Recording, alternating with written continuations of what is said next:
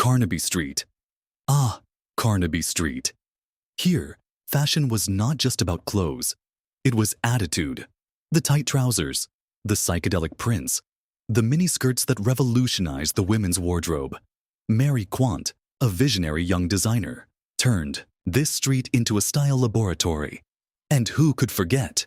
The Beatles, the Stones, the Mods, and the rockers strolling here as if they were characters in a movie that never ended. Carnaby Street was more than just a destination. It was the beating heart of a decade that never slept. It was impossible to walk here without feeling the pulse of youth. Stores, like Lord John and I, was Lord Kitchener's valet, sold clothes that were true declarations of rebellion. For the young people of the time, dressing up was a silent protest against the rigidity of the past. They wanted to be seen. They wanted to be heard. And Carnaby Street was the perfect stage for that. Soho, the neighborhood that never slept. In the 1960s, its streets were a maze of secrets, where jazz flowed like wine in smoky glasses. Ronnie Scott's Jazz Club, a small piece of magic, housed living legends. Miles Davis, Ella Fitzgerald. You could find them here, playing until dawn. It was a place where the night seemed endless, and every musical note told a different story. But Soho wasn't just about jazz.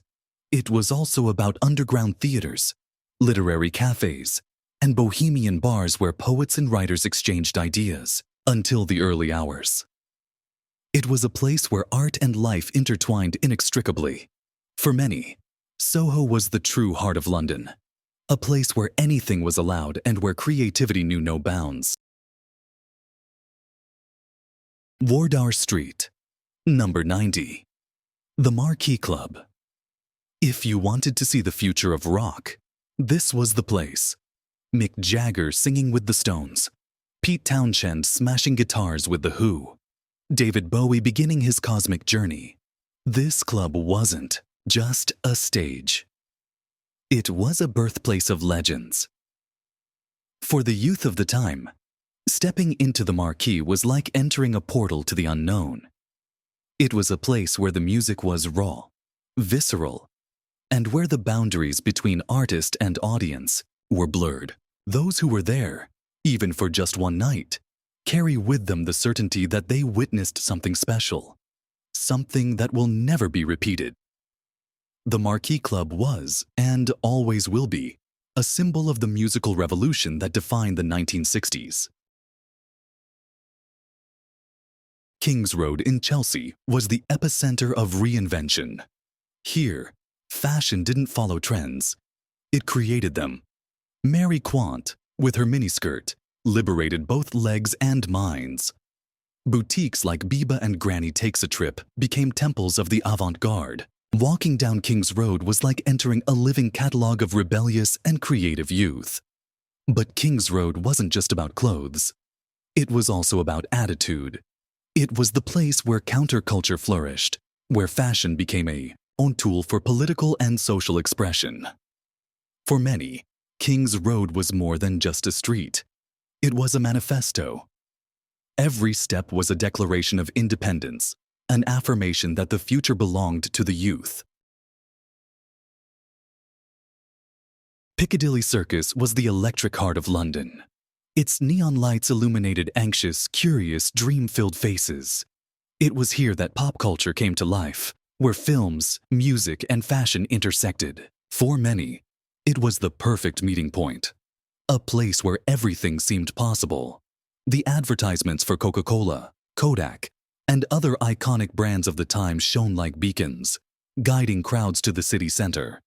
But Piccadilly Circus wasn't just a crossroads of streets. It was a crossroads of ideas, dreams, and aspirations.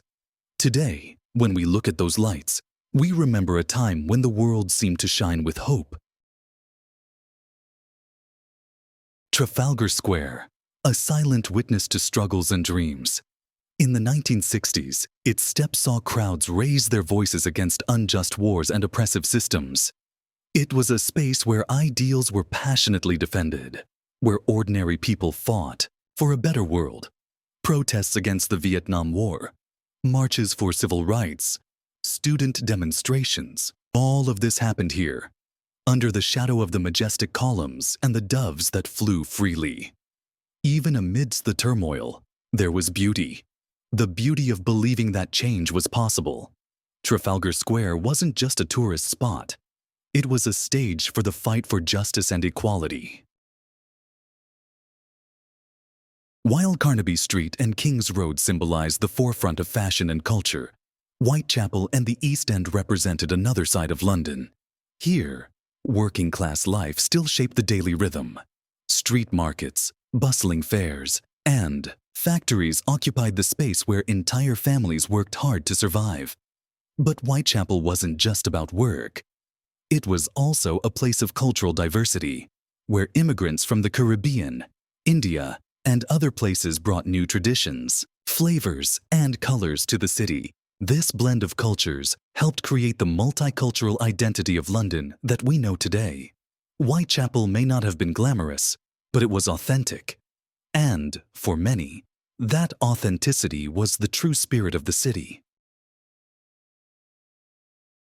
The Roundhouse, originally a railway depot, became one of the main venues for experimental shows and counterculture festivals in the 1960s.